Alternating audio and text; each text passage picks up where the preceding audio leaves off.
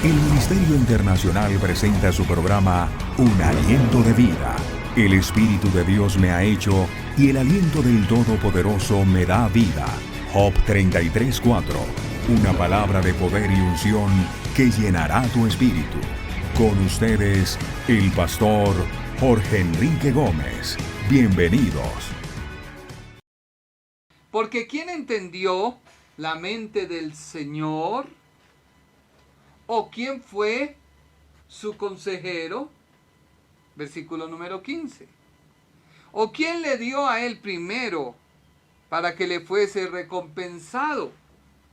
Versículo número 36. Porque de él y por él y para él son todas las cosas. A él sea la gloria por los siglos. Amén. Hay una gran verdad bíblica que si usted me la logra hoy entender, va a tener una vida cristiana de bendición.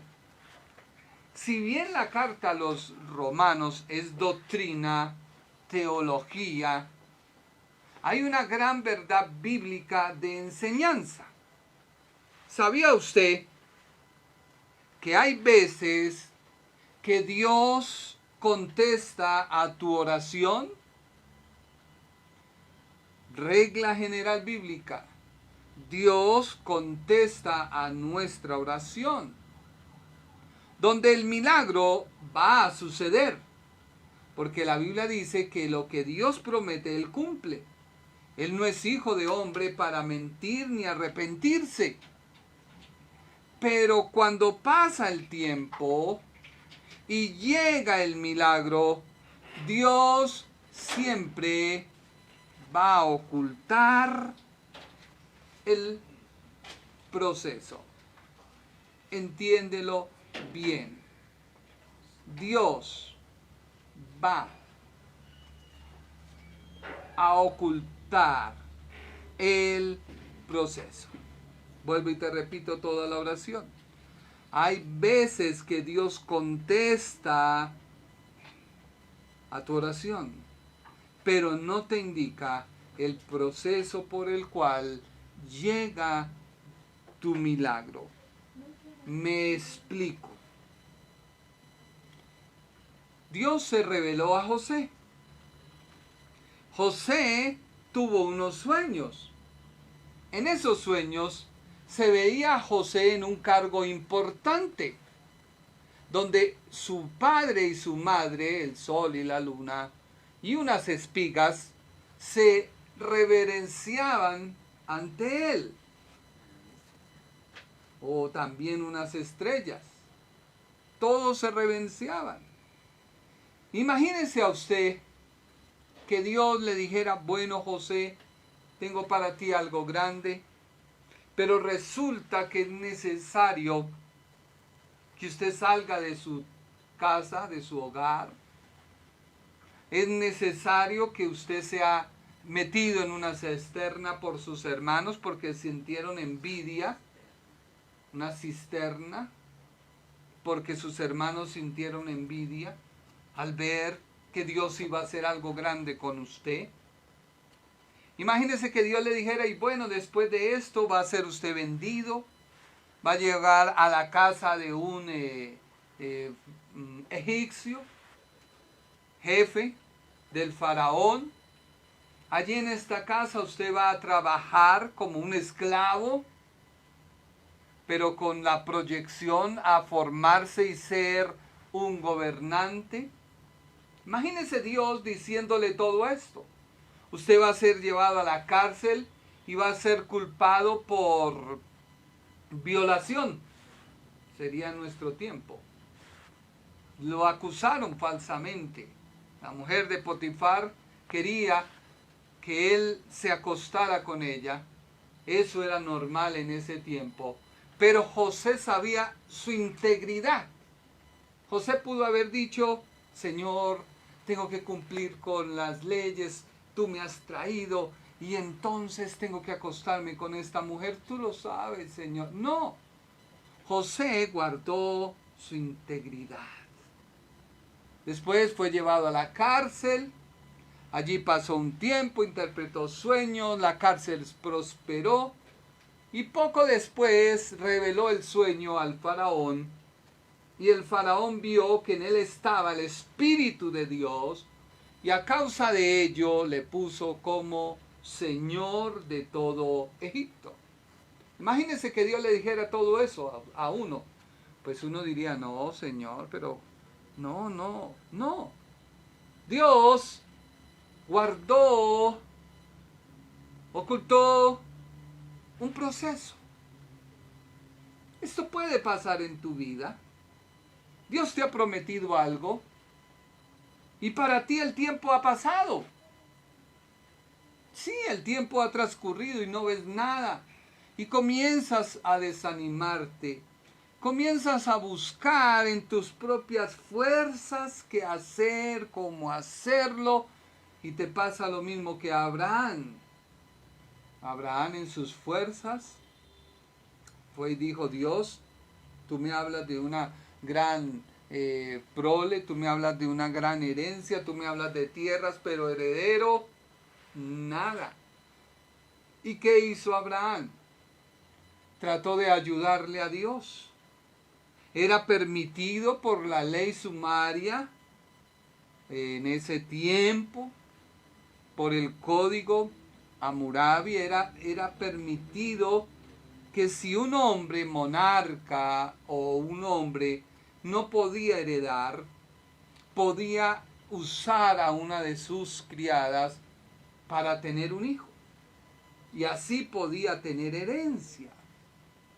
Y esta ayuda con Agar ha salido cara hasta el día de hoy.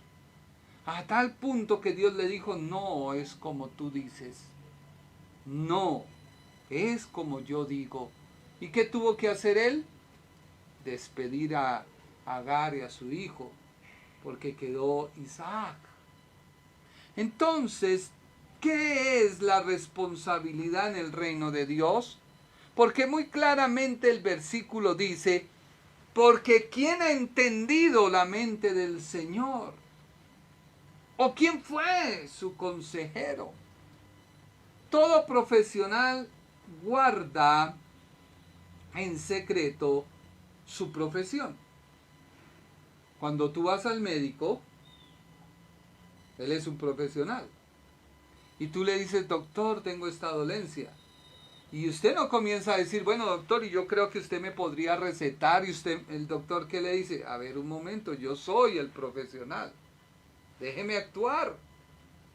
O que llegue un familiar y le diga, doctor, es que yo veo, yo analizo. El doctor dice, bueno, pero un momento. Hace mucho tiempo nos contaron una historia, un ingeniero, y decía, se dañó una máquina. Y resulta que esa máquina valía muchos millones. Nadie la pudo arreglar. Llamaron al profesional. El profesional vino, vio la máquina y dio un golpe en un extremo a la máquina. La máquina comenzó a trabajar. Entonces pasó la cuenta de cobro. Y en la cuenta de cobro decía $1.000.000. Y el dueño dijo, pero ¿cómo así? Si usted solamente vino y dio un toque. Dijo, exactamente, mi conocimiento y mi profesión vale. Dios actúa como a Él le place. El problema está que en este siglo, donde todos los avances están, yo me imagino el tiempo en que José estaría, yo me imagino titulares en Face. El hijo del patriarca Jacob, la esperanza nacionalista judía, fue vendido por los hermanos. ¿Qué pecado cometió? Que Dios le dio la espalda y sus hermanos no se lo aguantaron y lo tuvieron que vender. Noticia saldría. Otra noticia. Fue metido a la cárcel por meterse con la mujer de su patrón. La violó. Y comienzan todos los críticos y los analistas y los intelectuales. Yo sabía, el Señor me lo mostró, pero ¿cómo va a ser eso? Impío, pecador. Menos mal que en ese tiempo no había la tecnología, Face ni las páginas. Ten cuidado. El proceder de Dios, tú no lo vas a conocer. Pero de algo tienes que ser responsable y tu responsabilidad es creer. Nadie se puede acercar a Dios si no cree. Tu milagro Dios lo va a dar, sí, pero es que hay un problemita. El problema es que en Dios no hay tiempo. El tiempo es nuestro. Dios vive en un eterno presente. Así que tu responsabilidad es creerle a Dios. Tu responsabilidad es orar. Tu responsabilidad es esperar. Pacientemente esperé en Jehová mi Dios, y Él oyó mi clamor y me ayudó, dice la Biblia. Porque es que Dios se toma su tiempo. Imagínese 16 años de preparación en la vida de José. 16 años, 25 en Abraham, 40 en Moisés, 13 en Pablo, 33 años en Jesús, 3 años más. Entonces, tú tienes que ver eso. ¿Por qué estoy diciendo esto? Retomemos la carta. Del capítulo 9 al 11, vemos que los elegidos han rechazado el llamado que se les hizo de acuerdo a su elección. Dios los eligió. No lo podemos negar. Dios eligió a Israel.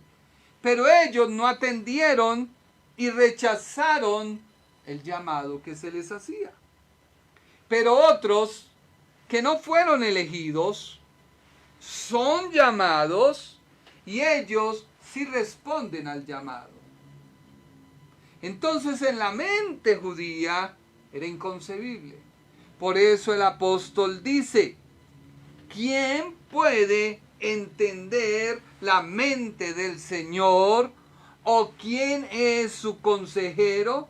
O mejor dicho, ¿quién se acercó para decirle, no, Señor, así no es, Señor? No, tú te estás equivocando, Señor. Ay, trátame con amor. Hace poco publicamos un post, un versículo, y hablábamos por qué Saúl no pudo derrotar a Goliat. Muchos me escribieron, yo no respondí. No era la voluntad del Señor, ¿tú cómo sabes? O sea, ¿todas las veces te vas a escudar en que no es la voluntad de Dios? No. Lo que pasa es que Saúl no tenía el accionar en el campo de batalla, ni tenía las victorias que tenía David. Y las victorias se logran cuando tú estás en el campo de batalla. Cuando sales de una prueba, entras a la otra, sales de esa y entras a otra, y parece no terminar. Entre cada prueba y cada lucha hay una formación. Hay una formación. Y es que Dios se había de manifestar. Dios ha obrado y estaba obrando desde el cumplimiento de la profecía, cuando para el pueblo de Israel se enmarcó en Juan el Bautista. En Juan el Bautista se empezó a marcar, como en nuestros tiempos, a través de la profecía, se está enmarcando muchas cosas. Un amigo escribió, salario del día, 33,000 pesos. Carne, 31,000 pesos el kilo. Se ha venido y se está cumpliendo a nuestros ojos. Así que para Juan el Bautista era el momento, era el tiempo, pero los judíos, por su intelectualismo, no veían el proceder de Dios, por lo tanto, no lo aceptaron. En ese mensaje era claro por qué Esaú no logró derrotar a Goliat. No es porque Dios no lo quería, no, error. Si usted mira la Biblia, la doctrina bíblica, el actuar pertenece a nosotros. Y alguien dirá, hereje, no, un momento, vaya a la Biblia. Cuando estaban a punto de cruzar el Mar Rojo, Moisés clama a Dios, y Dios, ¿qué le dijo? ¿Por qué clamas a mí? Dile al pueblo de Israel que marche. ¿Qué tienes en tu mano? ¿Qué has hecho con esa vara? Pues divide el mar y camina. Hay tiempo que tú no tienes que empezar, Padre Celestial, Señor. Y te quedas ahí, Padre, será tu voluntad. Y empieza usted a buscar y a justificarse. Ay, tu palabra dice, estad quietos. Y entonces son las 11 de la mañana y usted está durmiendo. Señor, estoy quieto, Padre. Perezoso. No. Ellos sabían de Jesús. Y lo vamos a ver.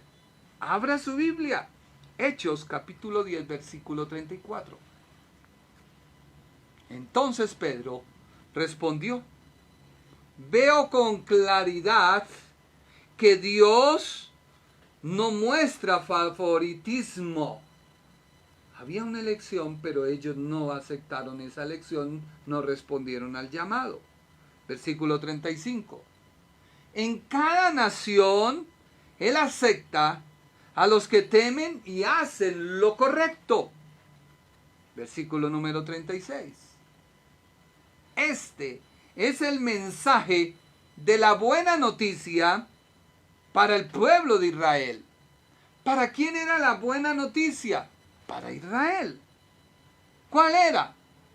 Que hay paz con Dios por medio de Jesucristo, quien es Señor de todo. Recuerde que la palabra Señor es Dios.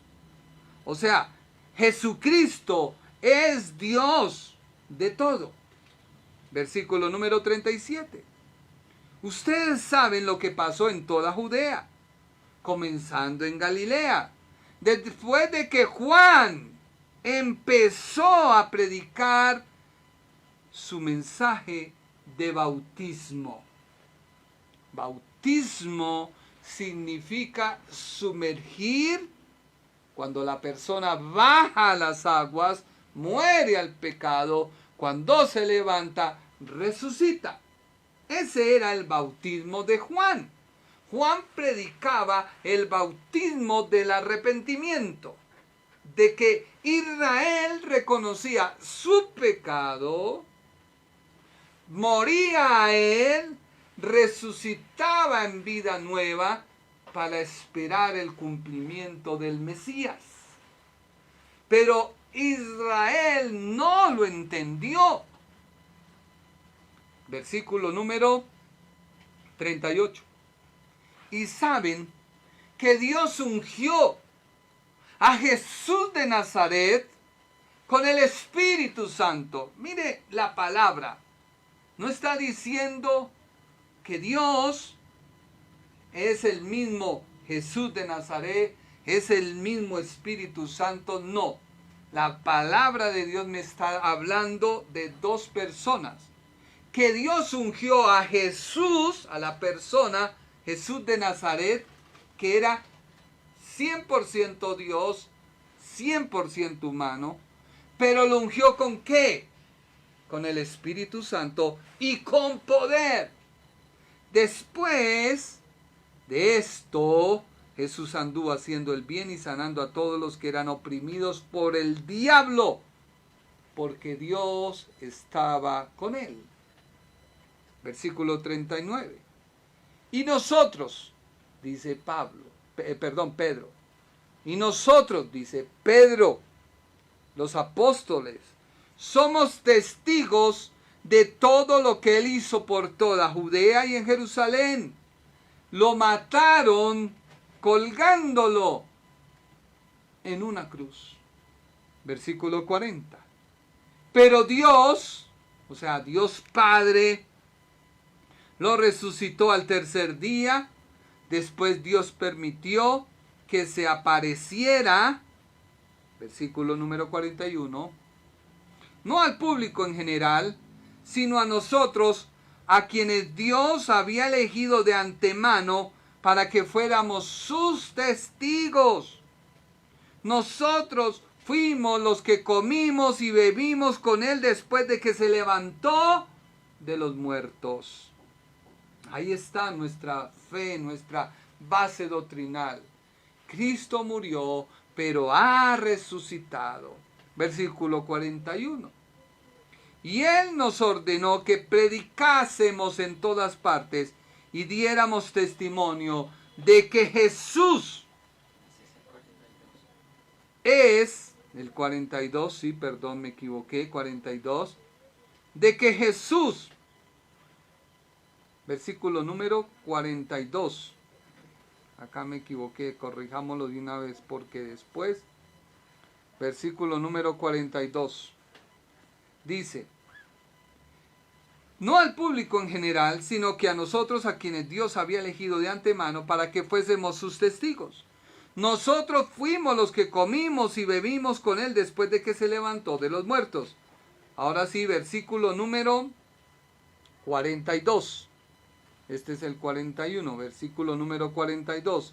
¿Qué dice la Biblia?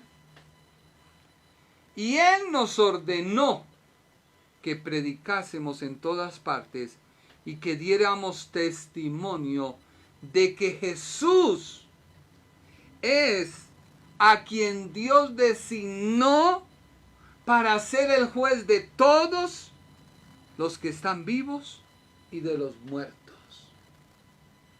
Ya le explicaré, esto tiene una doctrina fuerte. Versículo 43.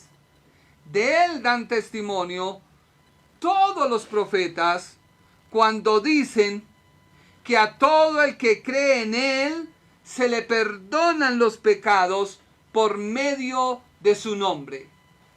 Aquí está claro, no hay otra manera de que tú seas perdonado. Tienes que reconocer a Jesús de Nazaret como tu Dios, como tu Señor. Tienes que reconocer que a través de su mensaje hay perdón. No hay alma, no hay oración, no hay rezo, no hay nada que te pueda sacar del purgatorio, que no existe. Nada. Dios no se va a apiadar de tu alma muerto. Tú una vez te mueres, Dios no se va a apiadar, no. Porque es en vida cuando tú recibes al Señor o lo rechazas. No es por obras. El Evangelio no se fundamenta porque hayas ganado a toda Colombia para Cristo. El fundamento nuestra fe no se basa sobre que te paraste en un parque a predicar y te pegaron y te llevaron a la cárcel. No, eso no. Eso es parte de tu ejercicio. Eso es parte de tu responsabilidad. Punto. Tú te salvas porque crees en Jesucristo. Punto. La Biblia lo habló, sí. Los profetas lo dijeron, sí. Versículo 44. Mientras Pedro aún estaba diciendo estas cosas, el Espíritu Santo descendió sobre todos los que escuchaban el mensaje. Versículo número 45. Los creyentes judíos que habían llegado con Pedro quedaron asombrados al ver que el don del Espíritu Santo también era derramado sobre los gentiles. Esto es lo que se refiere Pablo. ¿Quién puede entender la mente de Dios? O sea, ¿quién puede cuestionar que un criminal Dios lo perdone? ¿Quién puede cuestionar que Dios use a quien se le plazca para anunciar su palabra? Ay, no, es que ese, si usted viera, No puede predicar. ¿Quién eres tú para decir que no puede predicar? Si en Dios hay perdón. Entonces, ¿estamos de acuerdo a tu doctrina? ¿A tu intelectualismo? Yo tengo muy claro que cuando Pablo llegó a los pies de Jesús, Pablo derrumbó su intelectualismo. Pablo no se puso a discutir sobre la ley con el autor de la ley.